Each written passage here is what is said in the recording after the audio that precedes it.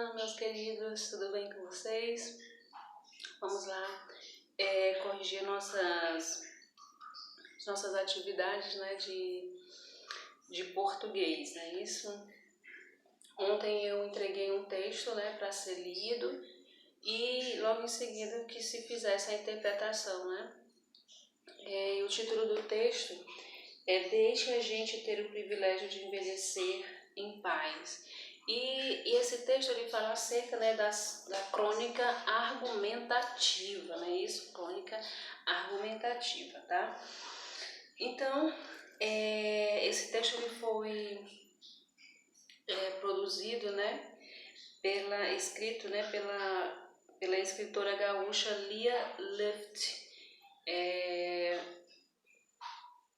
ele vai falar acerca dela, né, que viveu até 1938, sempre gostou de ler, formou-se em pedagogia, mas já fiz essa leitura aqui também para vocês, né? Então, na segunda questão diz assim, de maneira geral, qual é a finalidade dessa crônica? Né? Então, a finalidade dessa crônica é o quê? É expor um ponto de vista sobre a necessidade de respeitar como as pessoas se comportam a respeito do próprio envelhecimento, tá?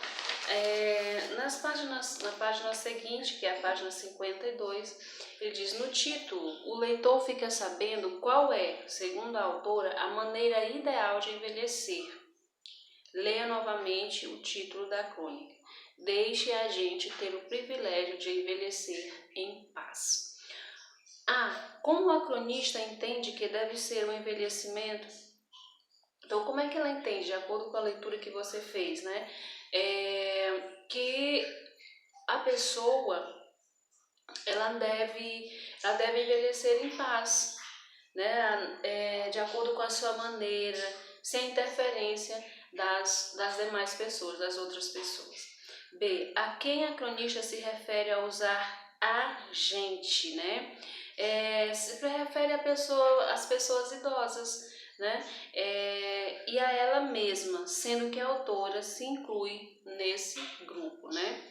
A quem a autora se refere ao usar a forma verbal deixem, né? Ela se refere a todas as pessoas que não estão nessa faixa etária, né? Que não são idosas ainda, né?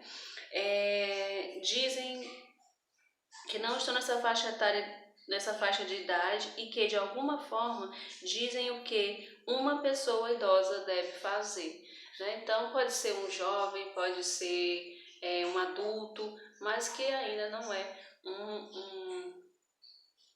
uma pessoa idosa. Então, no primeiro parágrafo da crônica são relatados dois fatos. Primeiro fato, a cronista menciona os muitos aniversários de setembro. O segundo fato é, quando menina, foi dito à cronista que agora não existe. Na crônica, esses dois fatos levam a uma reflexão sobre o envelhecimento ou sobre as atitudes das crianças. E é claro que é acerca do envelhecimento. Na quinta questão diz, relê esse trecho. E o trecho é, iniciou-se um diálogo surreal. A menina, curiosa e teimosa, insistia em saber que história era aquela. Né? E aí ele pergunta na alternativa A, entre quem ocorre o diálogo, né? Entre a menina e uma pessoa adulta. Assim, o que é surreal, né? Surreal é aquilo que se afasta da realidade, né? Algo assim, é algo que a gente não consegue entender com clareza, que a gente acha, meu Deus, que coisa, que absurdo, né? Que coisa fora do comum, né? Então, é algo fora do comum, tá? É estranho, absurdo, algo que foge da realidade. Então, tudo isso é o sinônimo de surreal, o que seria surreal, tá? Na página 53, ele diz, qual destas imagens é surreal, né? Então, a imagem surreal que a gente pode ver aí, né, é a primeira imagem, tubarão numa floresta, né? Então isso é algo surreal. Porque é dito na crônica que o diálogo é surreal, tá? Essa é uma questãozinha que era para ser dialogada, né? Então, porque é dito na crônica que o diálogo ele é surreal? Porque o adulto quer que a criança entenda um conceito muito abstrato, né? Um conceito que ainda não está formulado, né? Na mente de uma criança, né? De que o agora não existe. E a criança, como que não existe o agora? O agora está aqui, né? Então, dificilmente, né, uma criança ela vai conseguir entender esse conceito, tá? Então diz assim, a cronista gostava de ser criança? Sim ou não? E aí você me diga o porquê do sim ou o porquê do não, né? E a resposta que nós temos é que não, né? A cronista ela não gostava de ser criança, ela não gostava de regras, né? E quando criança, né, nós somos cheios de regras, né, do que pode, do que não pode, do que é para fazer, do que não é para fazer. E essas regras elas são importantes, né, porque ela vai nos ajudar a nos desenvolvermos melhor, né, a sermos adultos melhores, né, no futuro. Na sétima questão ela diz, a cronista afirma, eu não queria ser uma boa menina, queria ser a Emília do Monteiro Lobato. Leia as informações a seguir antes de responder a questão proposta, né? E aí, espero que vocês tenham lido feito também essa leitura, né? De ser questionador como a Emília é algo bom ou ruim? Discuta essa questão com os colegas e o professor e depois anote a conclusão que vocês chegaram. E aí, gente, antes de responder essa questão, né, é importante nós entendermos que a Emília, que existe uma diferença entre ser questionadora e ser desobediente, ser teimosa, né? Ser questionador é algo saudável, porque nos ajuda a compreender melhor as coisas, as situações, os momentos, né, para entender, né, entender melhor o que acontece no mundo, né? E isso vai nos ajudar a nos desenvolvermos mais e de forma saudável. Agora, ser desobediente muitas das vezes nos traz consequências negativas, né? Consequências que irão nos prejudicar, tanto no momento quanto no futuro.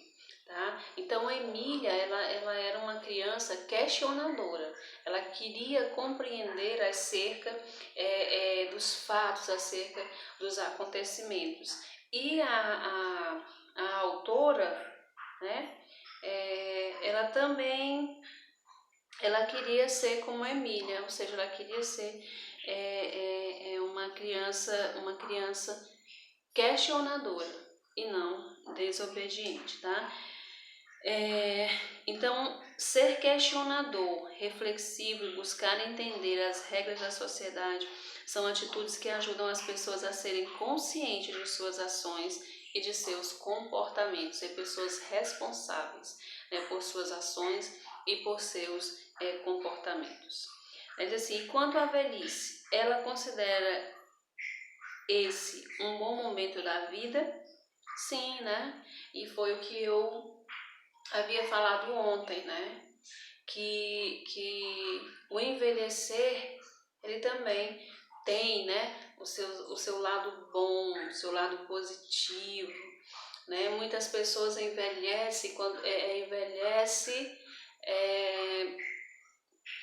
de modo saudável, né? Envelhecer bem, né? Isso, e muitas das vezes eles exercem as mesmas atividades, ou fazem até coisas que quando eles eram adultos ou jovens, eles gostariam de fazer, mas foram impedidos. Então, estando já na velhice, né, eles têm esse tempo, têm essa disponibilidade. E muitos vão para a faculdade, muitos fazem uma segunda ou terceira graduação, muitos fazem aquela viagem dos sonhos, aproveitam melhor a vida, né? Passam a ter mais de um serviço, né? Então isso é envelhecer de forma saudável, né? Então ela não tem medo de perder a juventude, porque ela sabe